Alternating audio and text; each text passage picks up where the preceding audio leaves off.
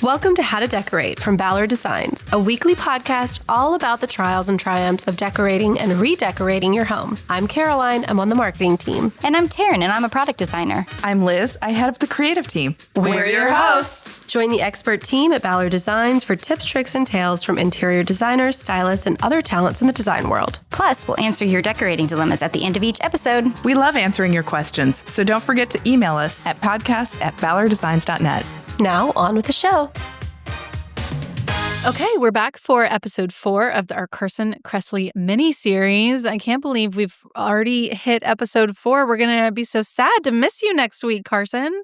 I know. Time flies when you're commandeering a podcast that you love from its original hosts, but I'm sure you'll be happy to get rid of me, but I will come back anytime. And I feel like we had a great time. We laughed, we cried, we talked design. I embarrassed myself in a gas station. But we have saved perhaps, I think, the most glamorous guest for last. Okay, so tell everyone who our guest is, because she's a dear friend of yours, and I know they're excited to hear. She is. Yeah, she is the grande dame of Charleston. She is everybody's favorite on the Bravo hit show, Southern Charm. She has been a dear friend of mine for a long time. And we're going to learn some things that maybe y'all didn't know. Oh, I'm turning Southern now. I just said y'all. You all didn't know about Miss Pat, that she was an art advisor in the 80s and 90s.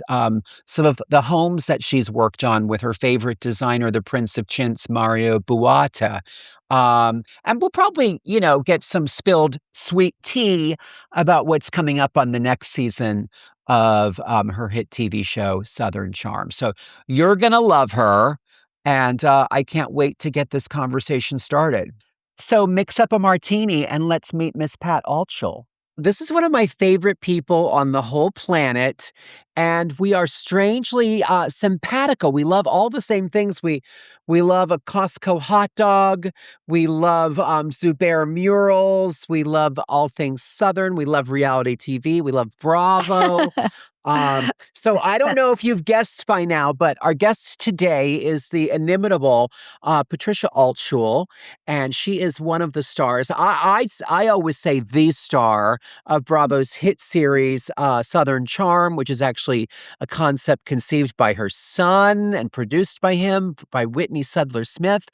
And this lady, and I mean that in the truest sense of the word, is so multi-hyphenated and so talented. She's an author, a TV star, I would say a design aficionado, a caftan maker and connoisseur, an art consultant. Gosh, there's so many great things I can say about Pat, but we should just get in the conversation and learn more about our wonderful guest today. So, Pat, hello. Hi there. Thank you for that lovely introduction. Of course. Did I miss anything important? I'm sure I did. Well, yes, but I don't think that we need to publicize it in any way. Oh, well, if it's salacious, then yes, we should, but we'll spill a little tea. Well, this podcast is called How to Decorate, so it's primarily about design and decor.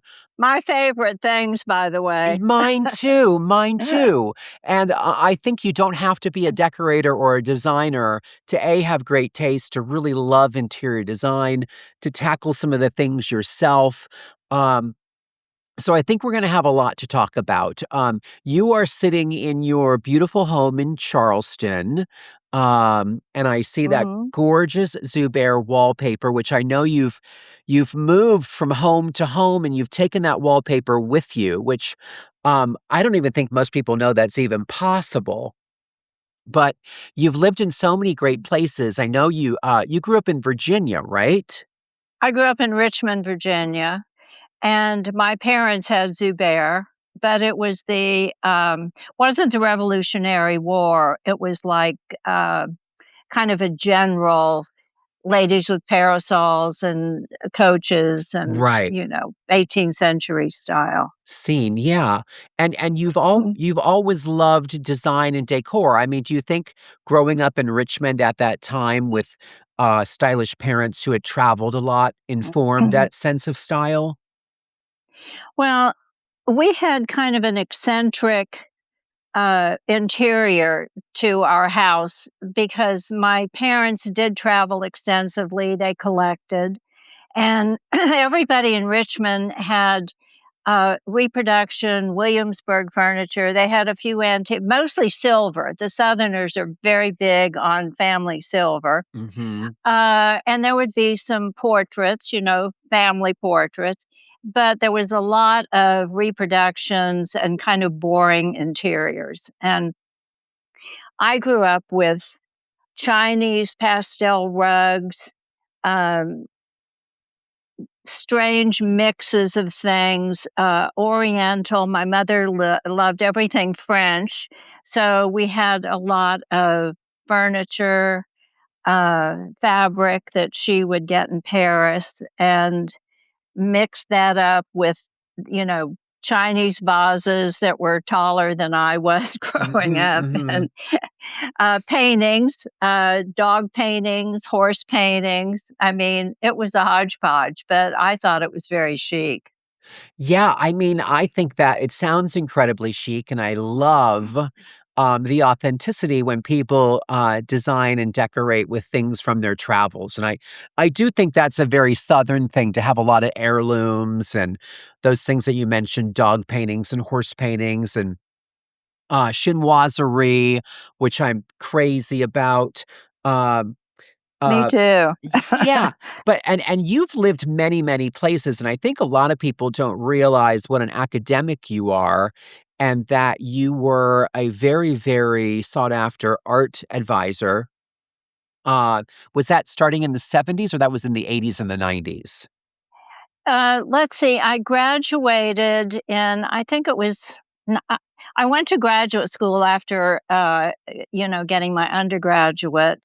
That must have been like 1969, 70. Mm-hmm. Um, and I was an academic. I taught introduction to art history, and then I started a firm being an art advisor, and I did that for 20 some years. And what does that entail? It sounds so glamorous and fun.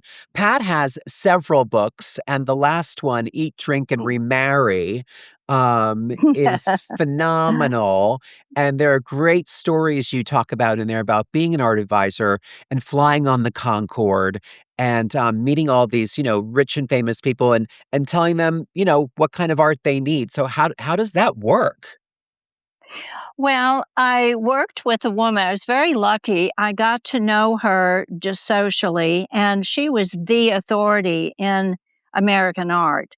And so she and I worked together. I would do all the legwork, go to the auctions, go to private dealers, fly on the Concorde almost weekly, back and forth, going to London or Paris, going to art galleries.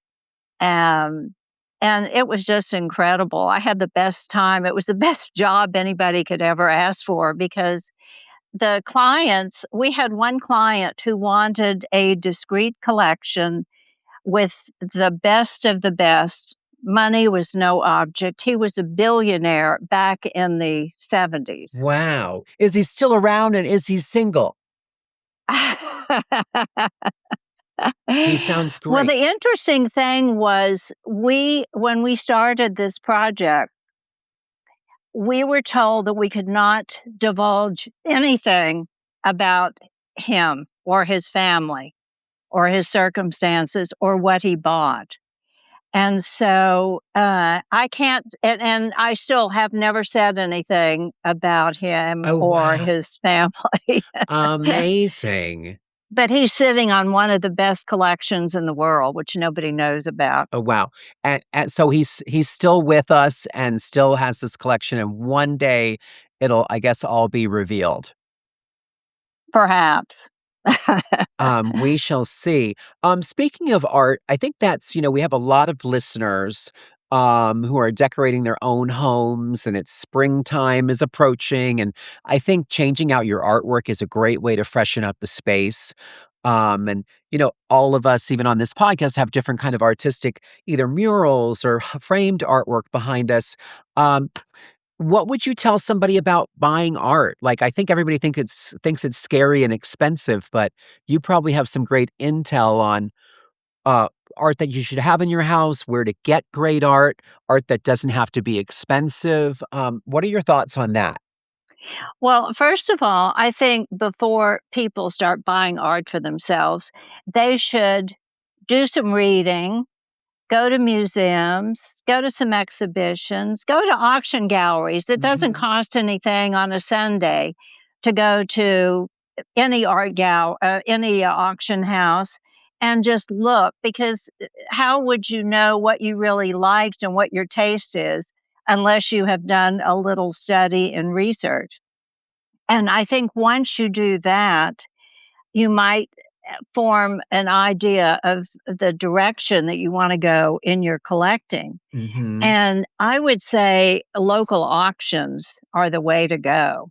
I have I have discovered so many incredible buys, and usually for other people, some for myself, but that's what I would do. I would say you want to look at condition. First of all, well, you want the style that you're most Mhm. compatible with. Then you want to look at the condition. If you're going to buy something of that nature, I would invest in a blacklight, Mm. because they have portable blacklights, battery operated, and you Okay. scan the painting and you can see if it's been in painted, if it's been uh, damaged, if it has cracks. So do that. Look at the frame, because a lot of times the period frame is almost worth more than the painting. Really? But you can get great buys by just doing a little research and being Mhm. prepared. What are some of your I know you've sent me over the years some different auction sites when you see, like, horsey things. What are some of your favorite auction online resources that people can kind of scour and, shop from? I would say Stair and Mhm. Company, because they get some of the most incredible upholstered pieces.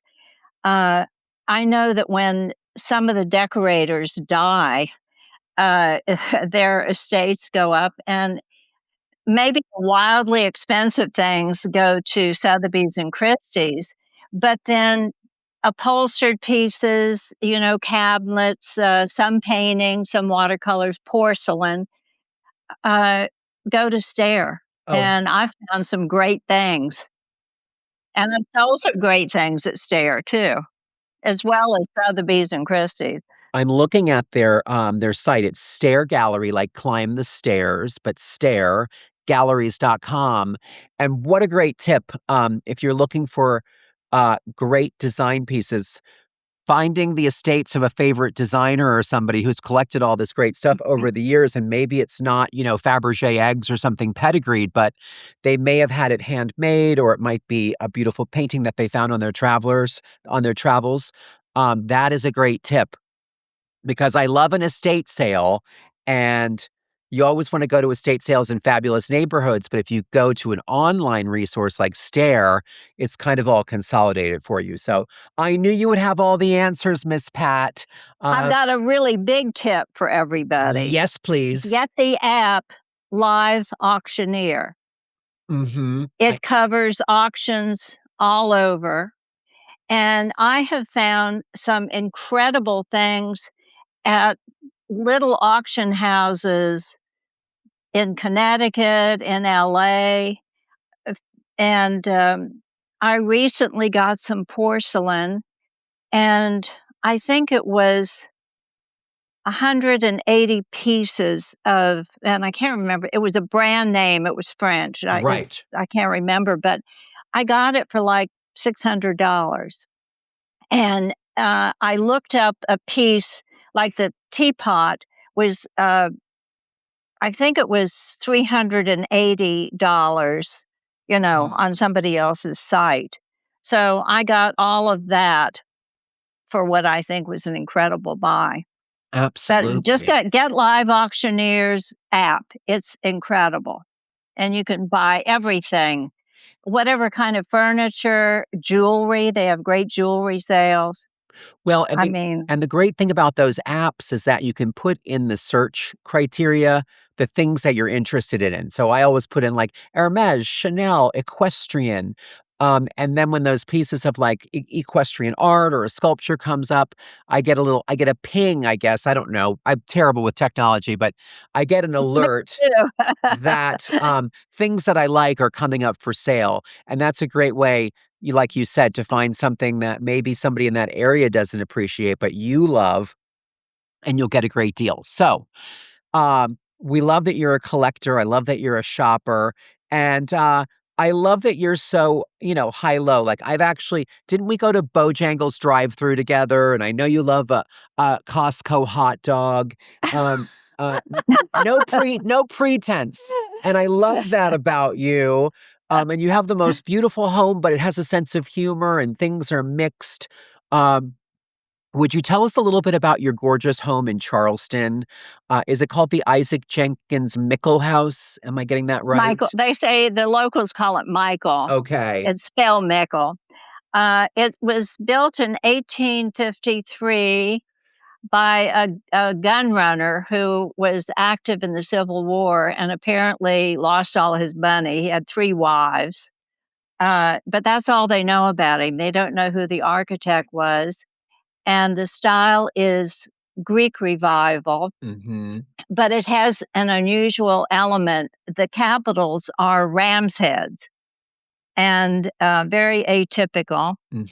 So, and I have very high ceilings. I can't remember. I think they're 14 feet high. Lots of fireplaces with original mantels. The spatial interiors are just what I wanted. Double drawing room, library. My dining room is a little smaller than what I'm used to, but I've decided it's cozier. I can get about 8 people squished around my table, and it makes for good conversation. I like a round table. Yeah, I was going to say, you have a round table about 6 or 8 feet across, if I remember, in your beautiful dining room where you are right now. And it is a great tip if you really want to have lively dinner parties and a lot of conversation. It's small enough and everybody can see everybody. You can kind of facilitate conversation throughout the entire group. And when you're at a big, long table, you're kind of just, stuck with the people. Not stuck, but you're only talking to the people to your right and left just because of, physics or whatever it's called. I have a wall garden, a formal garden with boxwood. We put in a heated saltwater pool. And it's like a little Italian villa in the middle of Charleston. Yes. I moved everything from Long Island and New York. And Mario Buatta was my decorator, who I think was one of the best.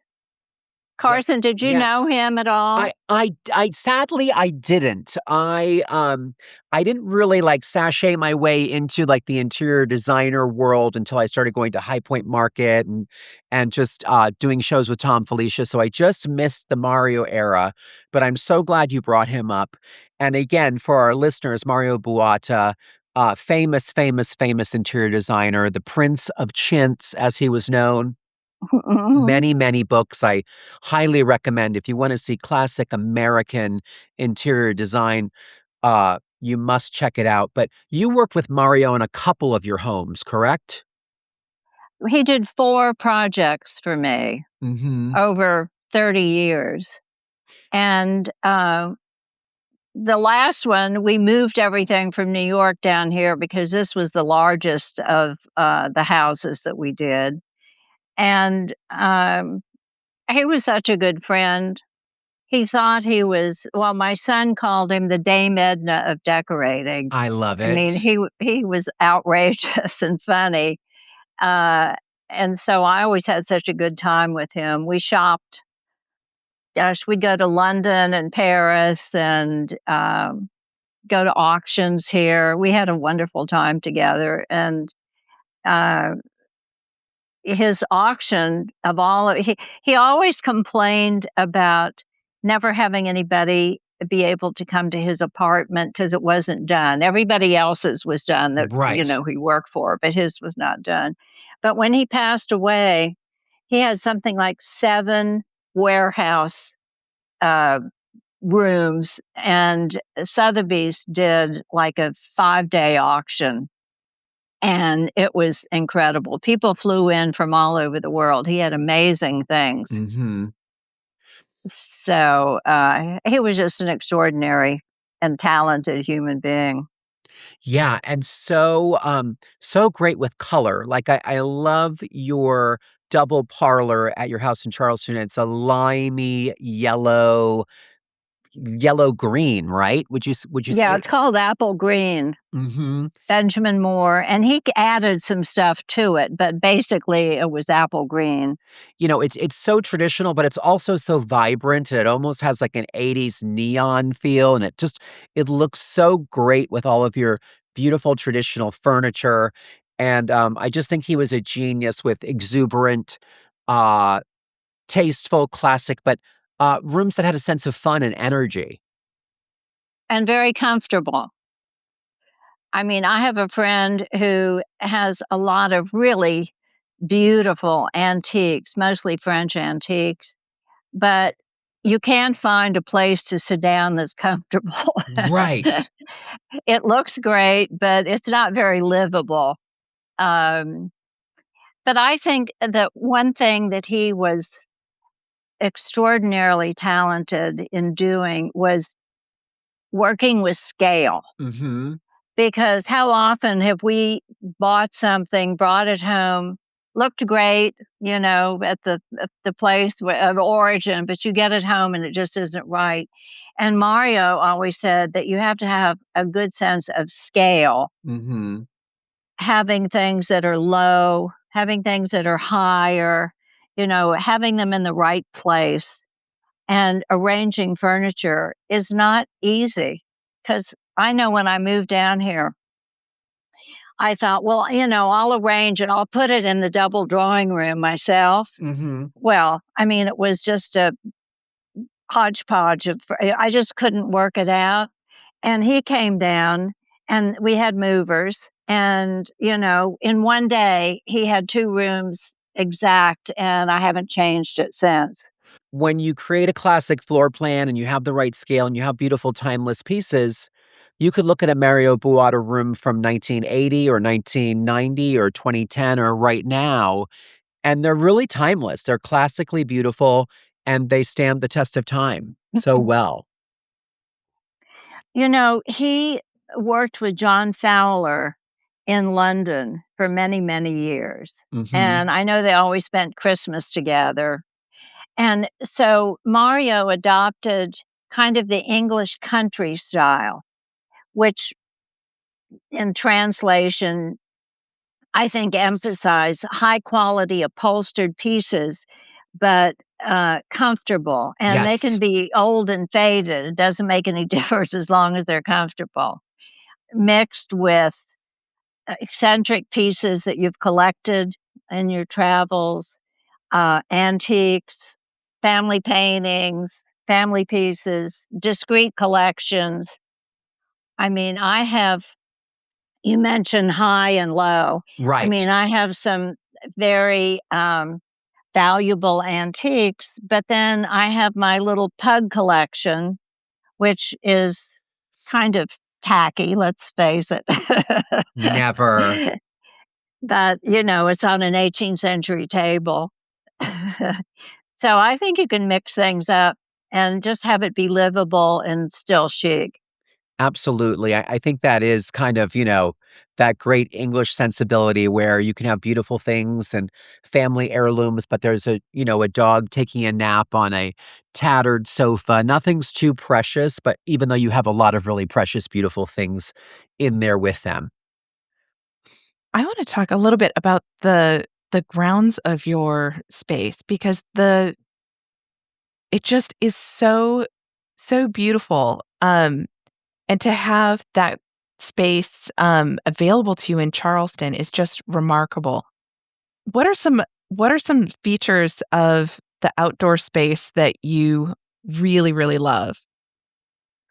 Well, the entire area is within a walled garden, and so I have total privacy. Uh, I still have the ironwork at the front of the house that was done probably in the 1850s. Charleston is known for its ironwork, decorative ironwork, except for those houses that donated theirs for the Civil War. The architecture is interesting because I have they call them piazzas in Charleston instead of a veranda or a porch. And mine is colonnaded.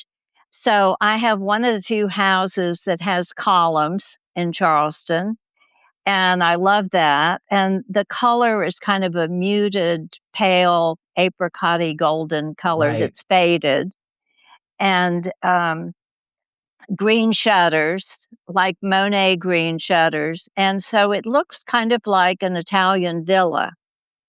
And I've got very tall, very old magnolia trees all across one side. And it's just beautiful any time of year. Like right now, it's cold and rainy, but everything is green. I don't know why, but it is. Right. And I have Meyer lemon trees and big Yes. Italian pots on the piazza. And so, even though it's within the city, it's still private and very livable and very green. Yeah, I love the piazza too because that is a great place to go out and have a drink under those lemon trees and the big French pots or Italian pots. It's just so divine. And here's a little fun tip.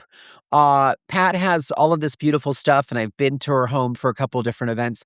And then they will also film episodes of Southern Charm there, and people are putting gaffer's tape on an 18th century table or knocking over maybe, some Fabergé egg. What is it like having to have a film crew in your gorgeous house where you have so many beautiful things?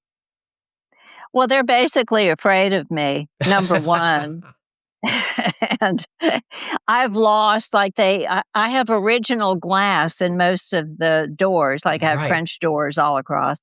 And they have, with their booms or whatever, knocked out an original glass panel.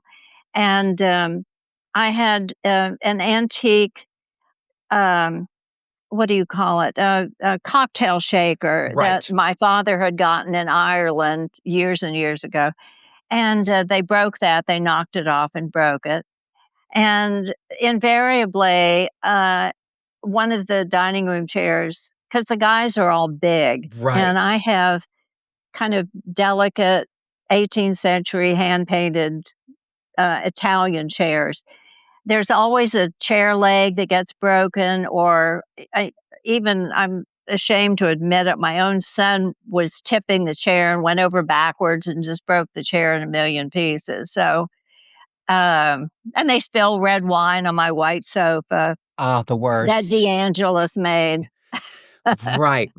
Yes. But So again, it can be a disaster, but I don't get too exercised about it. But now I'm eagle-eyed. I watch how they set up spaces and right. what they do. So I'm on them at all times now. I think you should get some fake Fabergé eggs from the Franklin Mint and place them around and kind of like punk them and pretend that they've, knocked them over and broken them. It's fun to see the people's look on their face. Do you own anything? I'm amazed that you know what the Franklin Mint is. Oh, of course. Yes. um, I know all about that. It's the same people that own the Franklin Mint own wonderful pomegranate farms, and Really? they're a multi-brand entrepreneurial family from LA, and they buy things like that and reinvigorate them. So, How interesting. I I kn- didn't know that. I know. This is an educational program, Pat. Yeah. Miss Pat, I was curious because you mentioned that Mario did 4 projects for you, and I'm wondering, kind of the personalities of each of them and whether, when you moved to Charleston, how much was new, how much was left, or moved from previous homes, and any homes that you kind of miss and wish like that was a great house. I kind of miss that one. Well, we started out with when I was married to Arthur Altschul, and I moved in. We got married. I moved in from. I was in the Hunt Country in Virginia, and so I gave up my house there. And Arthur had a magnificent apartment on Fifth Avenue, right across from the Met. It had 7 bathrooms, a library, a big living room, um, redone kitchen. Oh, I mean, it was 2 terraces. It was an incredible apartment. And he was a fantastic art collector. He was listed as one of the top 20 art collectors in his day. And so when I married him, he had the remnants of 2 other wives decorating in the apartment. And it was it was pretty ghastly. And there were great paintings in every room, on every wall. And the first thing I did was pick up the phone and call Mario and say, "I need your help. You've got to come over here." So Mario looked around and he said, "Well, I guess we'll have to work around all these paintings." But he didn't like the fact that there were, wall to wall paintings because he wanted, his own wallpaper. And, anyway, he considered it a problem, but I thought it was pretty fabulous. So he decorated that apartment.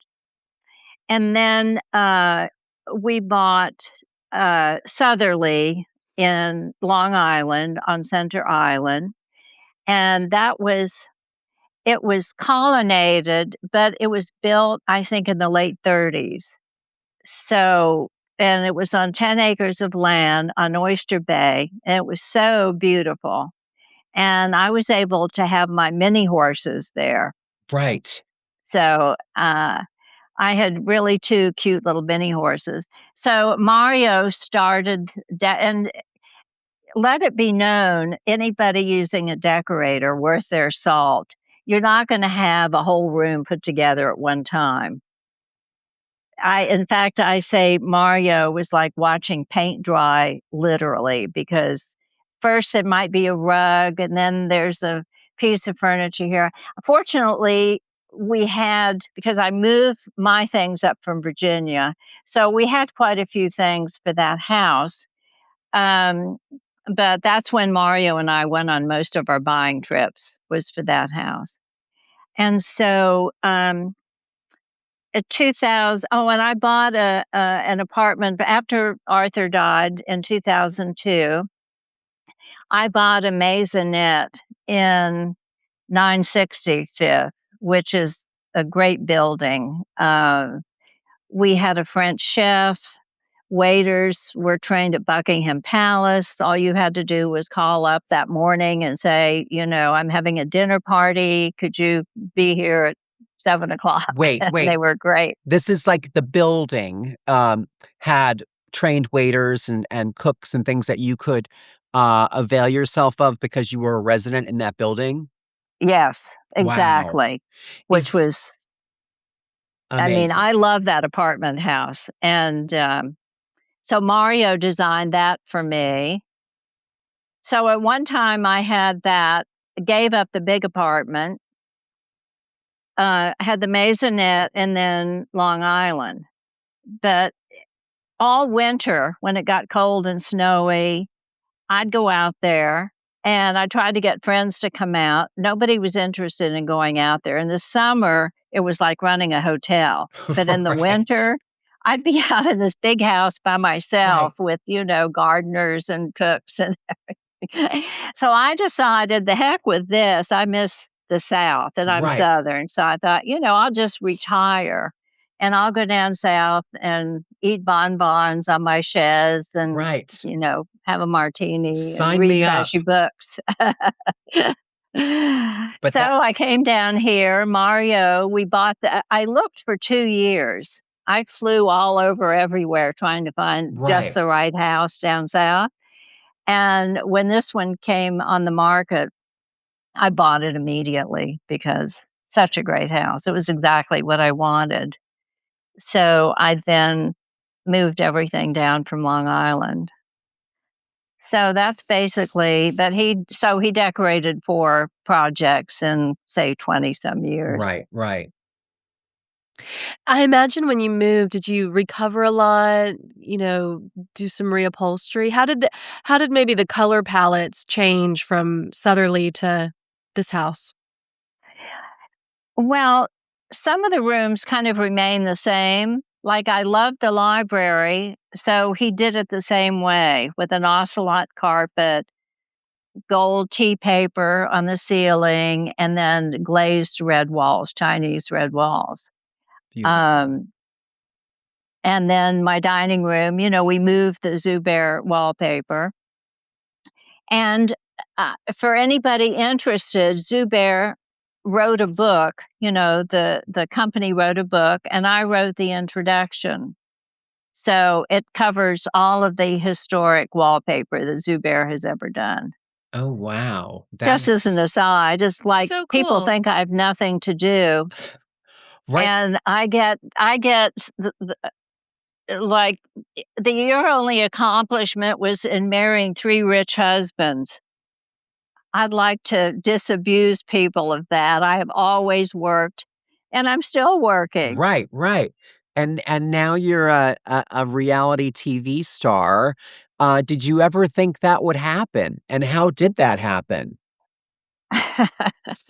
No, I certainly didn't. I thought I was coming down here, in my dotage to just relax and have Right. fun. Well, my son has done other TV shows and documentaries, Mm. and so he sold a show. It was called Southern Gentleman, and they bought it, but they changed the title to Southern Charm. And they said, well, we want the producers, in addition to Whitney's, because Whitney wasn't keen about me being on the show, with good reason. So I said, okay, I'll do it for 5 minutes, and that's it. And apparently I got high, what do you call it when they... Oh, like a Q score, like a score based on like how you resonate with people and people have positive. Yeah, whatever that is called. Yeah. So they said, we want you to do it more. So, I do things that amuse me on the Right. show. Like it's fun to have dinner parties and all the guys come. So, it's a traditional guys' dinner because they're all train wrecks and are entertaining for me. So, I think that's why it's so successful. You're the perfect foil, the elegant lady of the manor, and then you have these guys coming in, and it's a great mashup, and it's such an entertaining show. It's one of my favorites, and you're my favorite person on it, obviously, because you have such thank you, darling. phenomenal taste. It takes place in Charleston, and I know that the house your house is so spectacular there. I could see why, after looking in Virginia and all over the South, that this one particular property was so special. It lured you to Charleston. And Charleston has since become Travel and Leisure's like #1 tourist destination in the United States. It's always on the list of places to go. People go there to get married, have bachelorette parties. You're a Charleston expert. I feel, and you go to the best places. We went to Hall's Chop House together. There's some phenomenal antique and design stores there. Krogan's Jewel Box, which is a great jewelry place. What are some of your Charleston must-dos and places you love to go if people are thinking about visiting Charleston? Oh my goodness, we have so many new restaurants now. I haven't even been to all the new ones. And I think 2 or 3 of our restaurants got Michelin stars, and then 3 or 4 were on the list under that. I mean, the food scene here is incredible, and there are all kinds of chic boutiques now on King Street. But I wanted to tell you a funny story about Yes. coming down to Charleston. When I first came down here, 2008, all of my New York friends said the same thing. What? You're moving down south with Honey Boo Boo and the Gator Boys? And well, what is wrong with you? You're in like the best city in the world. And now they're all leaving or have left, and they think I'm a genius now for coming down to Charleston. But there are so many fabulous places now since I've lived here. Restaurants, um, you've got 5 or 6 major beaches. There's boating. The gardens are incredible. The architecture goes from Revolutionary War architecture to Civil War architecture. We don't have much modern, but you could just spend hours walking around downtown, and it is walkable. It's still small, but it's so interesting and beautiful. The gardens are incredible. People are very particular about their gardens here, and you just see remarkable sights on any street. Uh, it's a lovely place to live. Yeah, I need to get back there, and I see they're even putting in I just saw today, I think on Instagram, a new Four Seasons is coming to Charleston. Yeah, So you're a trendsetter, Miss Pat. that's me. You knew before everybody. You should come down. The last time we had I fun when know. you were down here. I know. Miss Pat had the most fabulous party for my book. And I met all kinds of characters, and people were trying to get me to go skinny dipping in the pool after the party. And then we did another fun trip where we went to Scott's Antiques in Atlanta.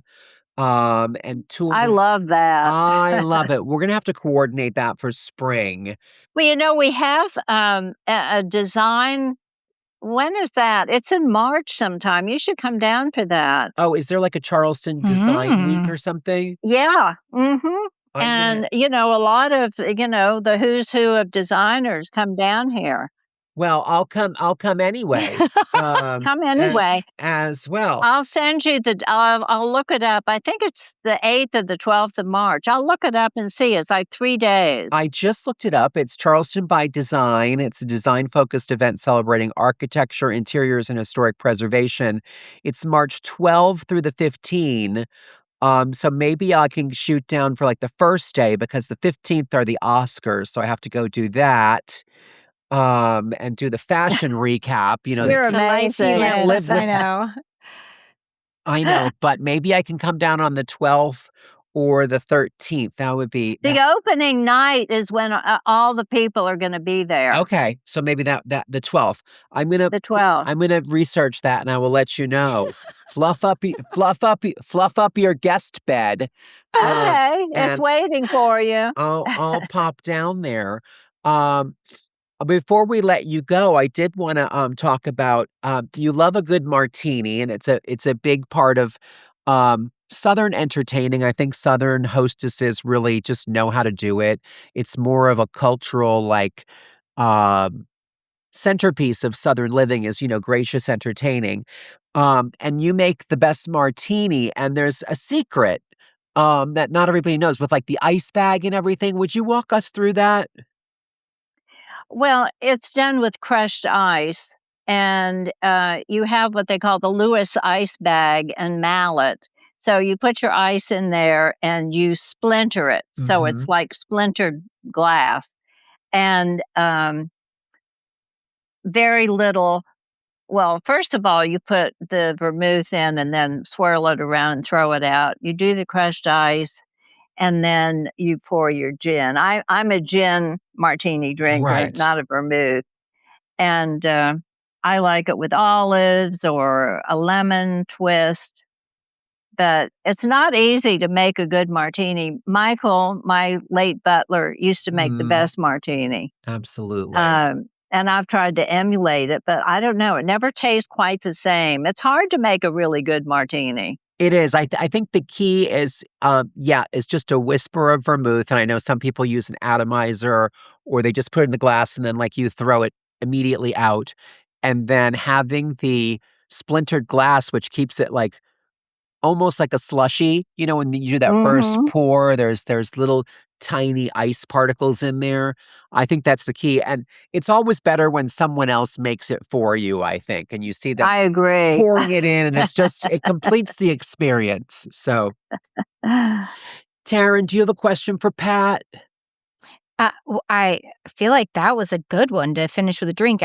Do you have your go-to entertaining cocktail and meal? Those are as a Southern lady, I'm sure you have your go-tos.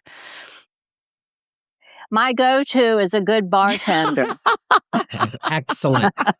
That is perfect. I will. Because down south, I mean, you have a lot of bourbon drinkers and they like specialized drinks. It can get very complicated. So, you know, I like to turn it over to somebody else. Yeah. Leave it to the experts. We have just a few more minutes left, and I know because I'm eagle eye on your Instagram always. I know that you had posted some glorious photos.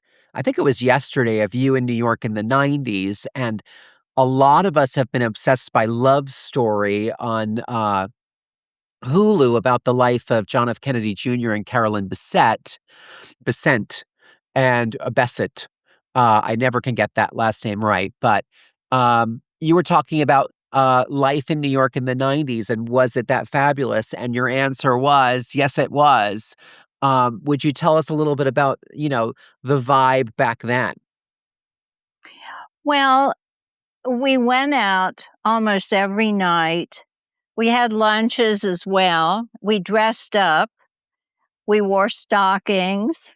Um, we had our hair done. It was more formal, but much more fun, I think. What's the French restaurant that it's no longer there? La Côte Basque? Yes, we would go to Le Cove Basque for lunch, and go to an event in the evening. It could be private or it would be a charitable fundraiser. But yeah, we were out every night, and then we would go to the country on the weekend and have guests on the weekend. But it was fun. And when you lived on Fifth Avenue at 960, did you see Jackie O, and were those people out and about in New York at that time? Well, yes. When I was married to Arthur, we had that apartment, his apartment at 993 Fifth, which was right across from the Met. Mhm. And next to us was the Stanhope. And but I would see Jackie, and I met her on numerous occasions. Lee Radziwill was a very good friend of mine. Um, I used to see John all the time at the Stanhope Did you? because he moved out of the apartment that he had with Carol and Bissett and moved into the Stanhope. I don't know if people know that or not, but he was separated at that time. Wow, okay. Some And we used to see him. The Stanhope Hotel had a big restaurant, had a bar inside, but it also had like a sidewalk cafe like you would find in Europe. And I would Right. see him out there practically every afternoon. Wow. Amazing. Did you ever say hello? No, And was he as handsome as, he appears to have been? absolutely. Yes. Yeah, he was very handsome. So gorgeous. My gosh. And that actor is I know. so good. It's a very good show. Have you seen the show, Pat? No, because I know what the real story was, and the concept, maybe I shouldn't even say this, but the concept of it being a love story Right. doesn't, I don't know, it seems contrived. Right. I think the real story would have been much more interesting. Mm-hmm. But Yeah. depressing. It was depressing anyway. Anytime, Yeah. any people end up in that circumstance, Yeah. it was tragic. It was. Well, I know we're probably almost out of time. Anybody else have anything else? I don't want to. I commandeered so much of this time because it was a good kiki with my great friend and a nice catch up. Well, I'm counting on you coming down. I'm literally going to look at that right after this and see if I can get there on the 12th. Yeah, that'd be fun. Super fun. Pat, thank you. I mean, Well, thank you. your Such a house is treat. beautiful. And look at your background could be fake. It's so pretty. It's so gorgeous. If I hadn't seen the pictures. Everything is fake. No. And you look gorgeous. Your hair, your makeup, everything. You're so stylish. It's effortless. You're so glamorous and chic. And it was so generous of you to take time out of your day and talk with us. We really appreciate you. Well, listen, I love you. Anytime we can chat, I'm up for it.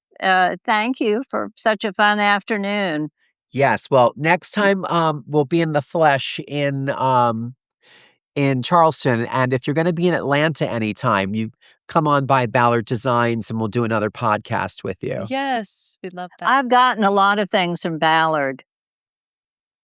Oh, good. In fact, I was just trying to figure out, I was up in my storeroom and I have crystal lanterns. I have like 100 crystal lanterns that I got from Ballard, and I'm trying to figure out where to put them. I use them for parties. They're great. Nice. But I've gotten a lot of things from Ballard. Very chic. It's Thank good Very you. stuff. chic shopping. Yeah, it's good stuff. Thank you. Well, thank you. I will be in touch very soon, and we just so appreciate you, and couldn't have been more thrilled to have you here. So, all the best, and I will talk to you soon. Great. Can't wait.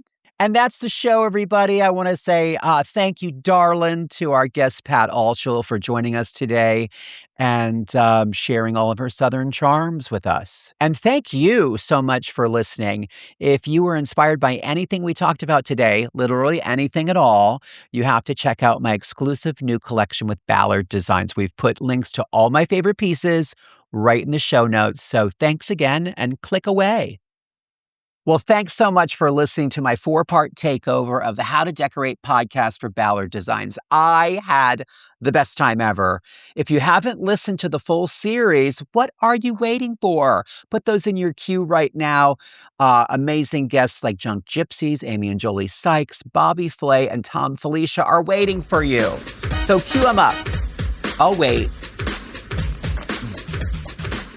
And that's our show. You can find all of the show notes on our blog, howtodecorate.com/podcast. To send in a decorating dilemma, email your questions to podcast@ballarddesigns.net so we can help you with your space. And of course, be sure to follow us on social media at Ballard Designs. Don't forget to subscribe wherever you get your podcasts so you never miss an episode. And please leave us a review. We'd love to hear your feedback. Until next time, happy Happy decorating. decorating.